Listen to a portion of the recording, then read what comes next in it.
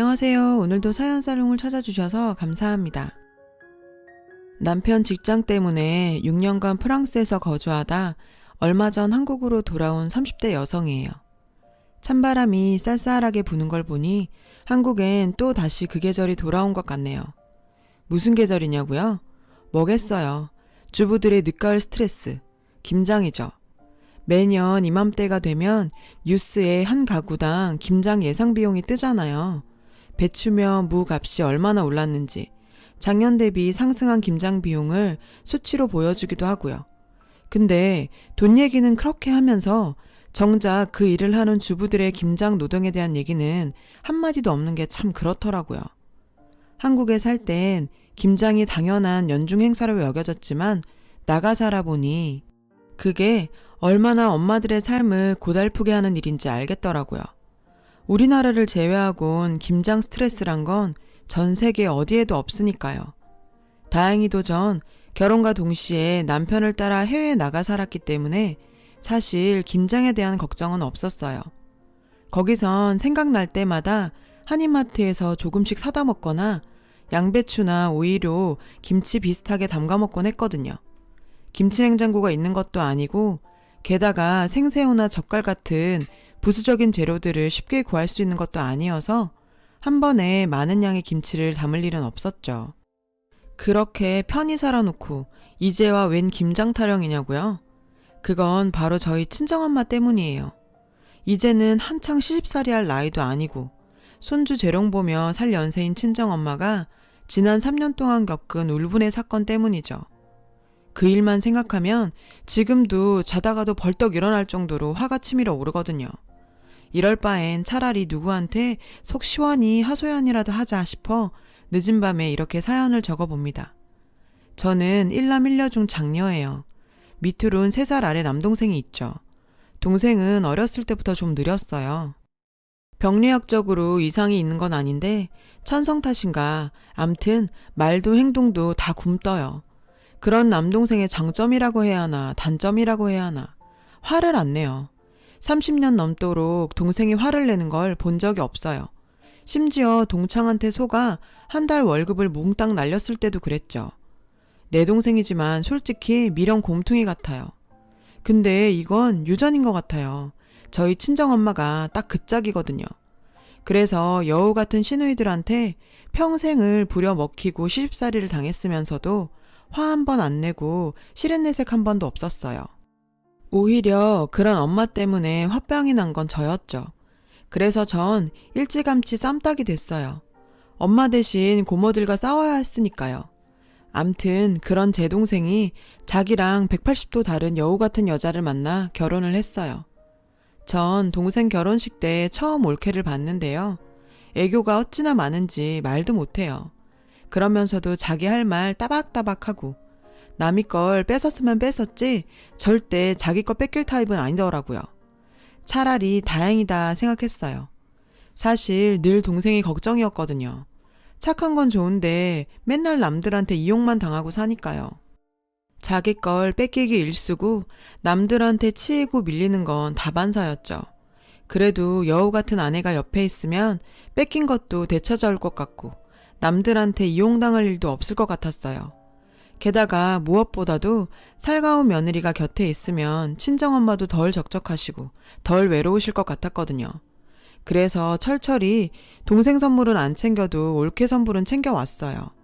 화장품이며 향수, 저도 한번 못 들어본 명품백까지 올케한텐 아낌없이 해줬죠.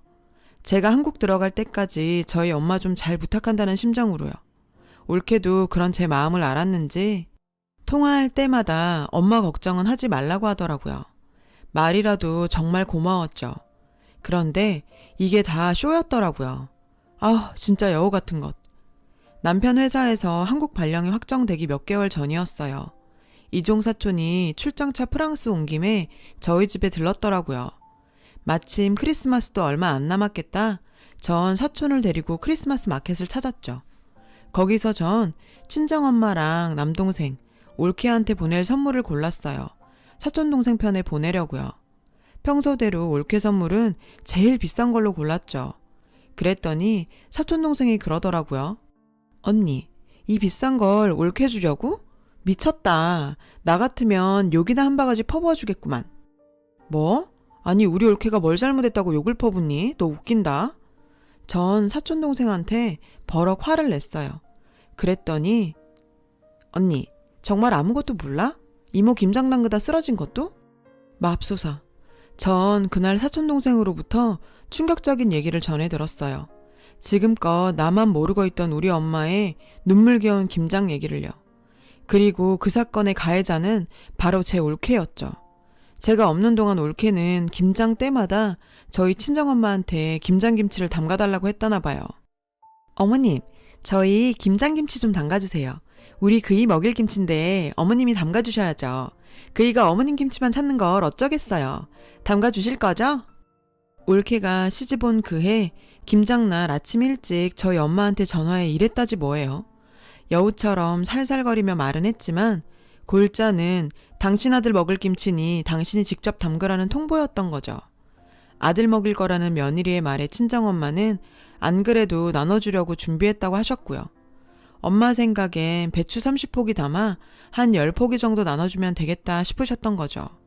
그랬는데 다음 날 친정 오빠를 데리고 올케가 왔더래요. 남동생은 출근하고 없어서 자기 오빠가 대신 김치 날라주기로 했다고요. 그리곤 김치 한 통만 남기곤 싹 다 가져갔대요. 어머님, 혼자 드실 건 한 통이면 되죠? 이러면서 말이죠.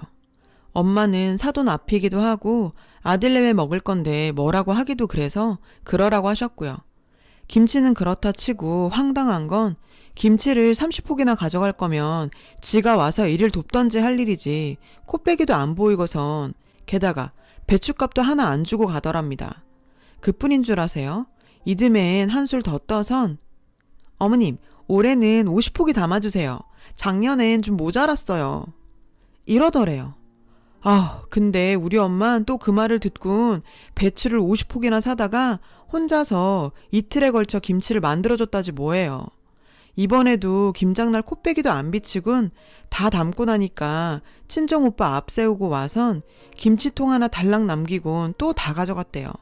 10원짜리 한 장 안 주고서요.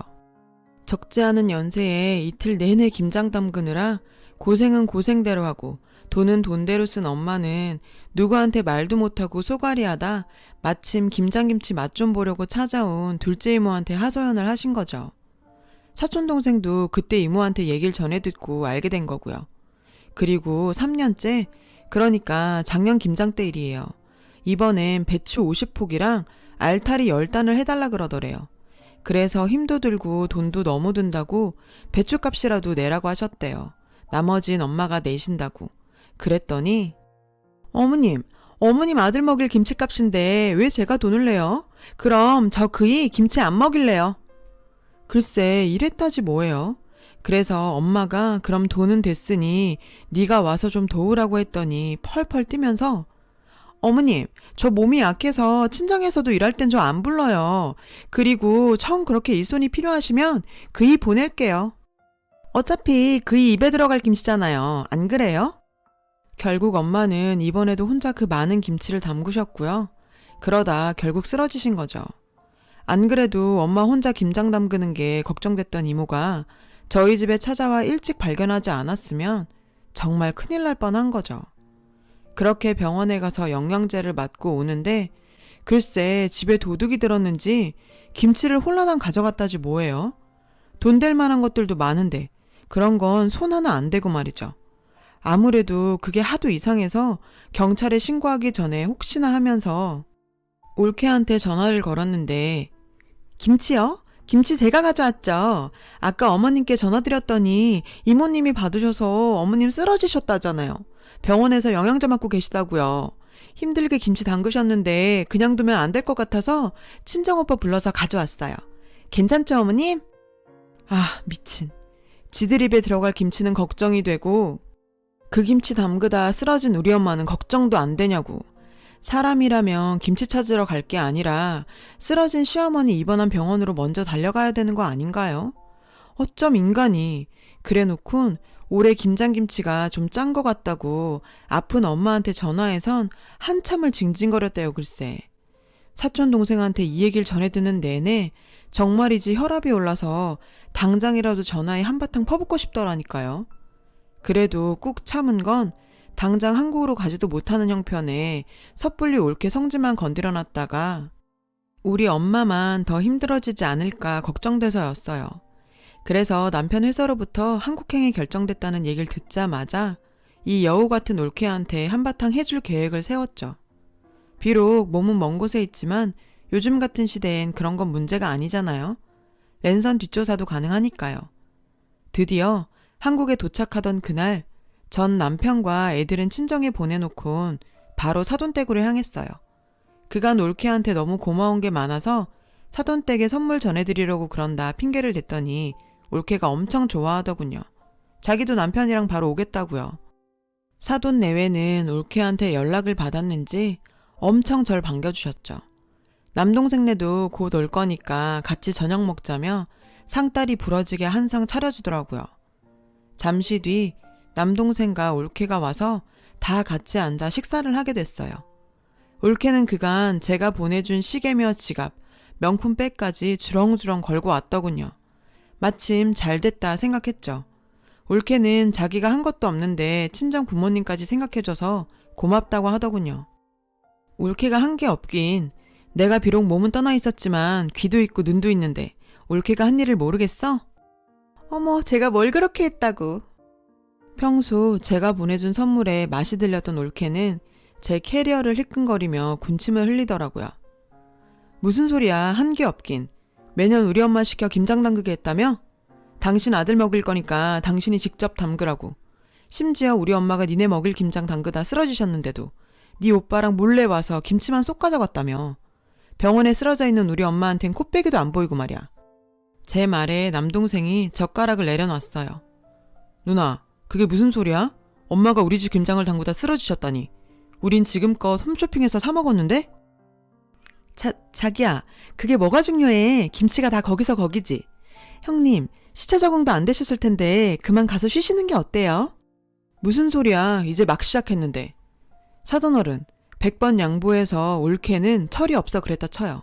근데 사돈어른이랑 친정오빠들은 어쩜 사람들이 그래요? 그간 모르고 먹었대도 그렇지 3년이나 사돈이 담근 김치를 받아 먹었으면 최소한 인사치레 한 번은 해야 되는 거 아니에요? 이건 뭐 거지근성도 아니고. 형님, 말이 좀 심하시네요. 거지근성이라뇨. 저한테 뭐라고 하는 건 참을 수 있지만 제 친정 식구들 건드는 건 참을 수 없어요. 니깎게 안 참으면 어쩔 건데. 시집 올 때 몸뚱이 하나 딸랑 들고 와선 그나마도 딴 놈한테 준년이 무슨 낯짝으로 참을 수 있고 말고야. 전 가져온 캐리어에서 서류 봉투를 꺼내 사돈한테 건넸어요. 그 안에는 그동안 올케가 남자들이랑 난잡하게 붙어먹던 사진이랑 심지어 남동생네 집 안방에서 남자들이랑 끌어안고 찍은 사진들이 잔뜩 들어있었죠. 사돈댁 사람들은 그 사진을 보고 놀라더군요. 올케, 그동안 집에 남자까지 끌어들였더라. 우리 쪽에서 해준 집에 내 동생 월급으로 산 침대 위에서 내가 보내준 실크 잠옷 입고 엄한 놈들이랑 뒹구니까 좋았니? 죄 뒷조사까지 했어요? 뭘 조사식이나. 클릭 몇 번 하면 다 나오는걸. 멍청한 네 남자들이 그걸 SNS에 올렸더라. 넌 거기에 하트까지 눌러줬고. 아주 닭대가리들이야. 네 SNS에만 안 올리면 안 걸릴 줄 알았니? 어쩜 그렇게 멍청해? 놀라셨죠? 당신네 딸이 이러고 살아요. 딸을 어떻게 키웠길래 인성도 개판이고 지 몸뚱이 간수도 저렇게 한대요? 저런 걸레 같은 걸 우리 집에 보내놓고도 우리 엄마 김치가 목구멍으로 넘어가던가요? 양심 있어야지. 사돈한텐 할 말이 없네요. 다 저희 불찰입니다. 저희가 알았더라면 이 지경까지 만들진 않았을 텐데 죄송합니다.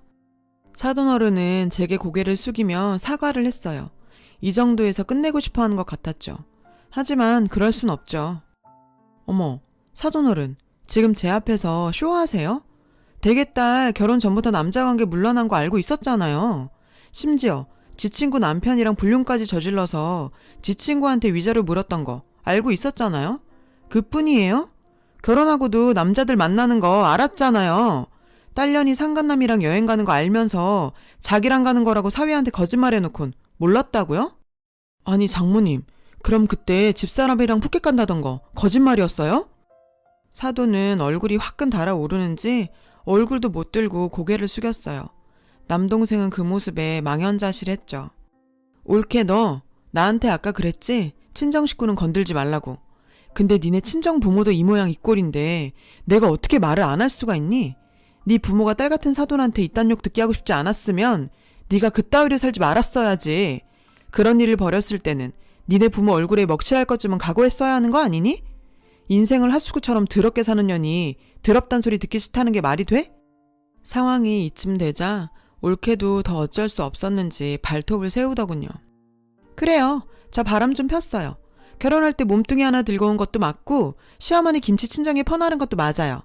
제가 아주 죽을 죄를 졌네요. 그러니까 제가 책임지고 그 집에서 나가드릴게요. 그럼 됐죠? 먹긴 놈이 성낸다고 웃긴다 얘.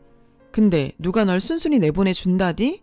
올 땐 네 맘대로 왔을지 몰라도 갈 땐 네 맘대로는 안 되지. 넌 유책 배우자잖아. 너한테 이혼을 결정할 자격 따윈 없어. 네가 소송을 해도 기각이야 기각. 그것도 몰랐니? 바람 꽤나 피워본 애가? 너 왜 내 동생하고 결혼했어? 혹시 얘가 호구 같아 보여서 다루기 쉬울 것 같아 그런 거야? 어쩌냐? 그런 거라면 너 완전 똥 밟은 거야. 내 동생이 미련 곰팅인 건 맞는데 얘가 또 복수심이 그렇게 대단해.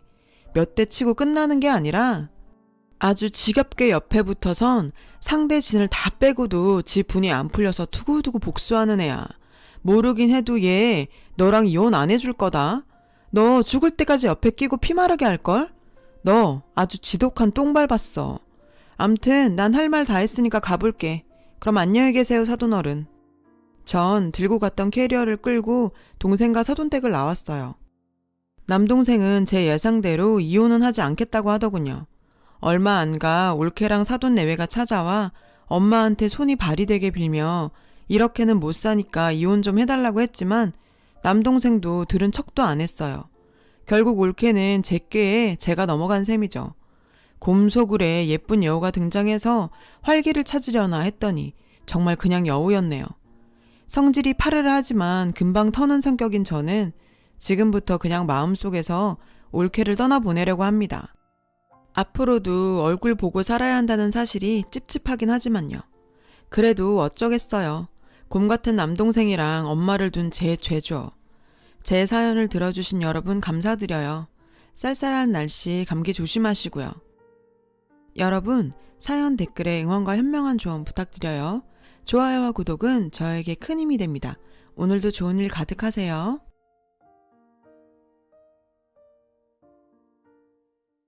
안녕하세요. 오늘도 사연살롱을 찾아주셔서 감사합니다. 저는 30대 초반 여성이에요. 직업엔 귀천이 없다고 하죠. 하지만 이런 말이 존재하는 것 자체가 사람들이 직업에 대해 차별을 해왔다는 반증이 아닐까요? 제가 오늘 사연을 보내게 된 이유 역시 바로 직업에 대한 차별 때문이에요. 저희 엄마는 제가 중학교에 다니던 때까지도 남의 집 가정부로 일했어요. 제가 초등학교에 들어갈 무렵 오랜 투병 생활 끝에 아빠가 세상을 떠나셨어요. 당장 생계를 책임지며 어린 남매를 키워야 했던 엄마는 살 길이 막막했죠. 유일한 재산이었던 집마저 아빠 병원비로 고스란히 날리고 당장 새 식구가 살 집조차 없었으니까요. 그러던 중 엄마 지인의 도움으로 엄마가 입주 가사도우미로 들어가게 됐어요. 다행히 주인집 지하에 살림집이 딸려 있어서 엄마와 우리 남매는 그곳에서 살 수 있었죠. 처음엔 창피함보다는 살 곳이 생겼다는 안도감이 더 컸어요. 하지만 사람 마음이 얼마나 간사한지 얼마 지나지 않아 사람들의 시선이 신경 쓰이더군요. 누가 뭐라 하지 않았는데도 괜히 대문을 나설 때마다 사람들 시선이 신경 쓰이고 우리 엄마가 이 집 가사도우미라는 걸 눈치채지 않을까 혼자 안절부절했죠. 이런 걱정이 현실이 된 건 제가 중학교에 들어가면서였어요. 그 집엔 저와 동갑내기 딸이 있었거든요. 초등학교 시절엔 주인집 딸이 사립초등학교에 다닌 덕분에 저랑 학교에서 마주칠 일은 없었지만 중학교에 올라가면서 상황이 변했죠. 하필 우리가 같은 학교에 배정됐거든요. 그날 이후 전 늘 살얼음판 걷는 심정이었어요. 어린 마음에 혹시라도 우리 엄마가 가정불안한 사실이 학교에 알려지진 않을까 노심초사였죠. 그러던 어느 날이었어요. 주인집 딸인 지희가 주번이라 일찍 집을 나서느라 미술 준비물을 빼먹고 학교에 간 거예요. 주인 아줌마는 마침 등교를 하려던 저에게 미술 도구를 건네면서 지인의 반에 가져다 주라고 하셨어요. 전 내키진 않았지만 거절할 수도 없었어요. 그래서 미술 준비물을 들고 지인의 반에 가서 지희를 불렀습니다. 다행히 별 말 없이 건네주곤 돌아섰는데 누군가 물었죠. 누구야? 그러자 지희가 우리 집 가정부 딸 이렇게 대답을 하더군요. 마치 저보고 들으라는 듯 말이죠. 순간 전 너무 창피해서 정신이 흐려졌어요. 땡볕에 녹아버린 초콜릿처럼 바닥에 찰싹 들러붙는 기분이었죠. 제 뒤통수 뒤로 아이들이 웅성거리는 목소리가 고스란히 전해졌어요. 쟤 1학년 4반 강윤정 아냐? 쟤네 엄마가 지인의 가정부래. 그 길로 전 학교를 빠져나와 하염없이 걸었어요. 걷고 또 걷고 한참을 걸었죠. 얼마나 걸었을까? 하늘이 어둑어둑해지더라고요. 덜컥 겁이 났어요. 그제야 수업을 빼먹은 일이 떠올랐거든요. 책가방이 교실에 있다는 사실도요.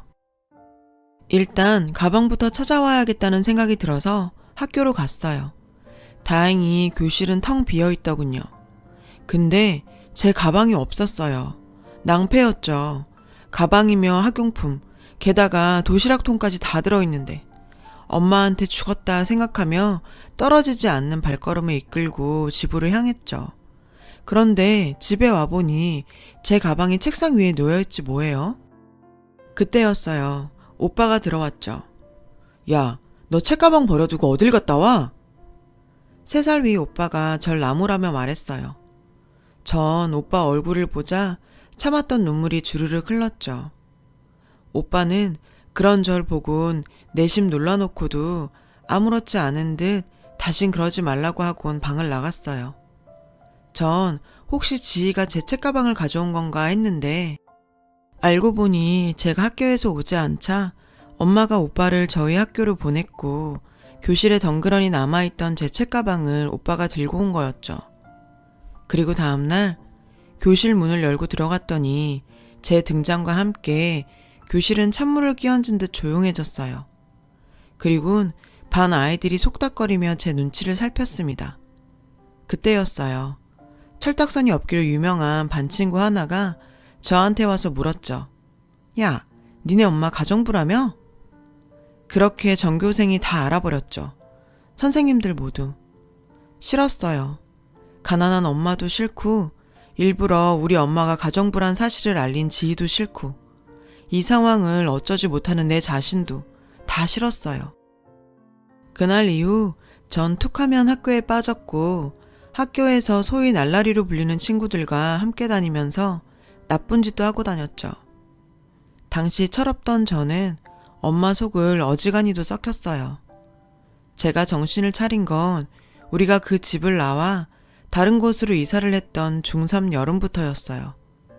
어차피 대학에 갈 성적도 안 되고 일찍 취직해 돈이나 벌자는 심정으로 실업계 고등학교에 들어갔는데 수업도 재밌고 무엇보다 집에서 많이 떨어진 곳에 위치한 학교라 우리 집 사정을 아는 사람이 없어서 좋았어요. 그 학교에서 친구도 사귀게 된 저는 예전처럼 모범생으로 돌아갔습니다. 3학년 2학기 때는 일찌감치 취업에 성공해서 직장 생활을 하며 돈을 벌었어요. 엄마는 그동안 모은 돈으로 작은 분식집을 차렸고요. 장사를 하는 와중에도 엄마는 부업으로 맛간장이나 각종 청을 만들어 팔았어요. 가정부로 일하던 당시 알게 된 인맥을 통해 아름아름 팔았는데 입소문이 꽤나 있어서 벌이가 좋았죠. 분식집 매상보다 나을 때도 있을 정도로요. 분식집 일만 해도 여자 혼자 하기에 힘에 부칠 판에 부업까지 하려니 엄마는 쉬는 날 하루 없이 일을 해야 했어요. 일을 마치고 잠자리에 들 때면 언제나 앓는 소리를 할 정도로 힘에 부쳐 보였어요. 굳이 그렇게까지 하지 않아도 먹고 살 수 있는데도 엄마가 이렇게 억척을 떨며 돈을 번 데에는 이유가 있었습니다. 바로 저희 오빠 때문이었죠. 인물 좋고 공부 잘하고 성실한 FM인 오빠는 엄마가 살아가는 이유였어요. 더 이상 개천에선 용이 나지 않아. 돈 들여 가르쳐야 용도 되고 하는 거지. 엄마는 하나뿐인 아들만큼은 자신 손으로 용을 만들어 승천시키겠다는 의지로 번 돈을 고스란히 오빠 교육에 쏟아부었어요. 덕분에 오빠는 엄마가 그렇게 염원하던 S대에 들어갔고 없는 살림에 호주 어학연수까지 다녀올 수 있었죠. 그리곤 남들 모두 부러워하는 대기업에 떡하니 취업이 됐고요. 누가 봐도 해피엔딩이었죠. 그런데 이렇게 엄마의 피땀으로 지금의 자리에 오르게 된 오빠가 엄마의 뒤통수를 치는 사건이 발생했어요. 바로 결혼이었어요. 결혼을 전제로 만나고 있는 사람이 있다면서 오빠가 집으로 여자를 데리고 왔어요. 그런데 하필 그 여자가 지희인 거예요. 주인집 딸 전지희요. 아니, 네가 여긴 어떻게? 전 지희를 보자 심장이 쿵 내려앉는 것 같았어요. 그건 저희 엄마도 마찬가지였겠죠. 지인에서 가사 도우미로 있으면서 그 집 모녀한테 호되게 당해왔던 엄마는 지희를 보자 입술을 바들바들 떨었죠. 저 역시 두말하면 잔소리고요. 그런데 오빠는 이런 반응을 보고도 대수롭지 않다는 듯 이러더군요. 지희랑 사귄 지는 좀 됐어. 진작부터 말할까 하다가 엄마나 윤정이나 달가워하지 않을 것 같아서 말 안 했어. 황당했어요. 달가워하지 않을 걸 알면서도 굳이 지희여야 하는 이유도 모르겠고요. 오빠, 왜 하필 얘야? 하고 많은 여자 중에 왜? 그리고 지금 오빠 행동은 엄마가 반대를 해도 결혼을 진행하겠다는 거야, 뭐야? 제 말에 지희가 피식 웃더군요. 윤정아, 넌 여전하구나. 넌 왜 그렇게 날 싫어해? 혹시 그거 열등감이니? 솔직히 너랑 나 비교도 안 되는데 굳이 자신을 힘들게 하면서까지 비교하고 열등감 느끼는 건 좀 무의미한 짓 같지 않니? 그리고 난 네 오빠 결혼 상대자로 여겨온 거야. 얘 제하는 건 듣기 거북하다. 어디까지나 내가 네 손윗사람 될 거니까. 그리고 아주머니, 아니 어머님, 앞으로 잘 부탁드려요. 어차피 오빠랑 저 마음 안 바뀌어요. 그러니까 괜히 힘 빼지 마시고 저희 결혼 축복해주세요. 네? 맞아요, 엄마. 저 이미 마음 굳힌 지 오래됐어요. 엄마도 아시겠지만 세상살이가 만만한가요? 남들보다 앞서 나가려면 비빌 언덕 하나쯤은 있어야죠. 장인어른이 제 언덕이 돼주실 겁니다. 그러니까 이 결혼 허락해주세요. 엄마는 야속한 눈빛으로 오빠를 쏘아보며 말했어요. 그래서 널 남부럽지 않게 가르친 거 아니니? 부모 덕은 못 봐도 너 하나 잘난 걸로 살아갈 수 있게. 그런데 왜 저 집이랑 엮이려고 그래? 이 애미가 그렇게 싫어하는 거 알면서도 왜? 저 혼자 잘나면 뭐예요? 제가 남들보다 대리 승진 늦었던 거 엄마도 아시죠? 그 이유가 뭐였는지 아세요? 빽이 없어서였어요. 과장님이 그러시더라고요. 너처럼 없는 집 애들은 승진에 밀려도 그게 지들 능력 탓인 줄 알고 죽어라 일하지만 있는 집 자식들은 승진 안 되면 그만두고 다른 회사로 가버린다고. 삶이라는 게 네 능력보단 있는 집이 자신들의 뒷배라고요. 장인어른 정도 힘이면 저도 그 뒷배 만들 수 있어요. 저도 제 능력 마음껏 펼칠 수 있다고요. 그러니까 엄마가 반대하셔도 저 이 결혼 반드시 합니다. 오빠는 작정한 사람처럼 자기 할 말을 쏟아붓고는 자리에서 일어났어요. 그러자 자기야, 그 얘기도 해야지. 지인은 오빠의 팔을 끌어당기곤 재촉했어요. 아, 그리고 죄송하지만 결혼식장엔 오지 말아주세요. 엄마가 지인에서 일하신 거 집안 어른들이나 장인어른 지인분들이 다 아시는데 그럼 제 체면이 뭐가 되겠어요? 그리고 윤정이 너도 지희 동창들이랑 알잖아. 미안하지만 안 왔으면 한다. 미안해요, 엄마. 오빠랑 지희는 서둘러 집을 나섰어요. 엄마랑 저는 망치로 머리를 맞은 사람처럼 멍한 표정으로 한참을 앉아 있었어요. 기가 막혔죠. 어떻게 오빠가 이럴 수 있죠? 저한테는 몰라도 어떻게 엄마한테 이럴 수 있냐고요. 그날 오빠의 폭탄 선언으로 엄마와 저는 쉽게 잠들지 못했어요. 그리고 얼마 뒤 오빠한테 전화가 왔어요. 사돈 어른이 상견례를 하자고 하신다고요. 전 그딴 게 무슨 소용이냐고 따졌어요. 어차피 지들 멋대로 할 결혼, 게다가 엄마랑 전 오지도 말라면서 무슨 상견례냐고요. 근데 엄마가 가시겠다는 거예요. 만나서 꼭 할 얘기가 있다고. 그래서 전 엄마를 모시고 상견례장으로 향했죠. 세월이 10수년 흘렀음에도 지인의 엄마는 여전했어요. 도도하게 내리깐 눈이며 말끝마다 입끝을 삐죽거리는 버릇까지 그대로였죠. 인연이 참 무섭네요. 아주머니, 아니 지훈이네하고 우리가 사돈이 되다니. 아무튼 제가 아들이다 생각하고 지훈이 잘 챙기겠습니다. 평소에 집에서 욕을 입에 달고 살던 지인의 아빠는 점잖은 척 얘기를 하더군요. 하지만 지인의 엄마는 달랐어요. 사실 난 아직도 지훈이가 맘에 안 들어요. 지 혼자 살려면 뭐래? 나고 자란 배경이 이 수준인데. 사람이 환경은 무시할 수 없거든. 그래도 어떡해. 우리 지희가 지훈이 아니면 안 된다는데. 그러니까 지훈이 엄마 뭐 시본 표정으로 뚱하게 있지 말라고. 자기 눈엔 자기 아들이 최곤지 모르겠지만 내 눈엔 내 딸이 최고니까. 나도 내 딸이 아까운 건 마찬가지라고. 아, 속상해 죽겠어. 어디서 사돈이라고 저런 집구석을. 이건 뭐 격이 맞아야 어디서 얘기라도 꺼내지. 지희 엄마 말이 끝나자 지금껏 침묵하고 있던 엄마가 입을 열었어요. 맞아요. 사람이 나고 자란 환경 중요하죠. 아주 중요하죠. 그래서 제가 이 결혼을 반대하는 겁니다. 사모님, 제가 하나만 묻죠. 지희 사장님 호적에 올라있다고 치고 사모님은 올라있나요? 제가 알기론 아직 평창동 큰 사모님이 이혼을 안 해주신 걸로 아는데 그럼 여전히 동거인 신분이겠군요. 뭐야? 그래, 나 이 양반 동거인이다. 그래서 뭐? 고작 그거 하나 꼬투리 잡겠다고 이 갈고 나온 거야? 누가 천안종자 아니랄까봐 기가 막혀. 내가 이래서 질 떨어지는 천안집구석이랑 안 엮이려고 했던 거라고. 지희 엄마는 말끝마다 천안집구석이라며 우리를 자극했어요. 그리고 그 말이 우리 엄마를 자극해 결국 지희 엄마한테 되돌아갔죠. 천안집구석이요?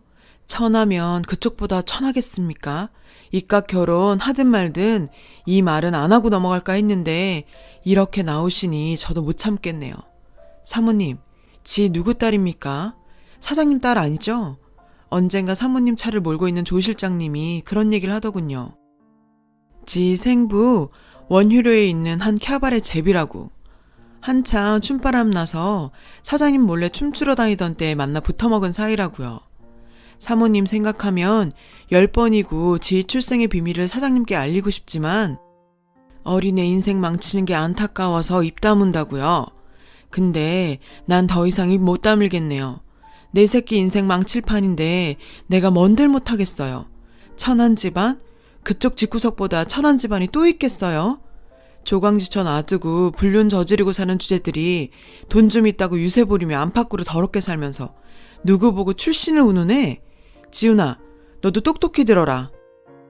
툭하면 비서에 골프장 캐디 건드려서 돈으로 입마금하는 장이네. 남의 남편 홀려 사는 상간녀 주제에 자식은 밖에서 몸뚱아리 막 굴려서 만들어 온 장모. 이게 네가 바라던 뒷배냐? 더럽고 추잡한 것들이랑 어울려 살고 싶으면 네 마음대로 해라. 난 이렇게 천한 집구석이랑 사돈 맺는 거 거절할란다. 윤정아, 가자. 엄마의 폭탄 발언에 지희 엄마는 사색이 됐고 지희는 금방이라도 울음이 터질 것처럼 변했어요. 문제는 지희 아빠였죠. 당장이라도 터질 것처럼 얼굴이 붉게 타올랐어요. 그 사이에서 황당한 표정이 된 오빠는 얼른 자리를 털고 우리를 따라 나섰고요.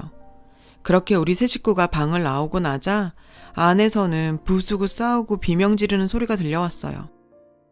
툭하면 성질날 때마다 집에서 골프채를 휘두르던 사장님 성격에 남의 자식을 속아서 지금껏 키웠다는데 용서가 되겠어요?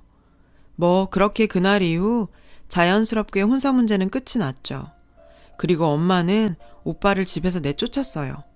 언제고 부모 등에 칼 꼽을 놈이라면서 그간 오빠한테 들어간 돈 다 뱉어내라며 그 돈 갚기 전엔 집에 한 발자국도 못 들여놓는다고 말이죠. 한동안 대문 밖에서 손이 발이 되게 싹싹 빌던 오빠는 다달이 엄마 통장으로 돈을 붙이면서 여전히 사과 중이지만 엄마는 아직 화가 안 풀린 모양이에요. 말도 많고 탈도 많았던 가을이 지나고 어느덧 쌀쌀한 겨울이 다가왔네요. 언젠가는 우리 집에도 온 가족이 모여 아랫목에서 군고구마를 먹을 수 있는 따뜻한 날이 오겠죠. 지금까지 제 사연을 들어주셔서 감사드리고요. 아무쪼록 감기 조심하세요. 여러분, 사연 댓글에 응원과 현명한 조언 부탁드려요. 좋아요와 구독은 저에게 큰 힘이 됩니다. 오늘도 좋은 일 가득하세요.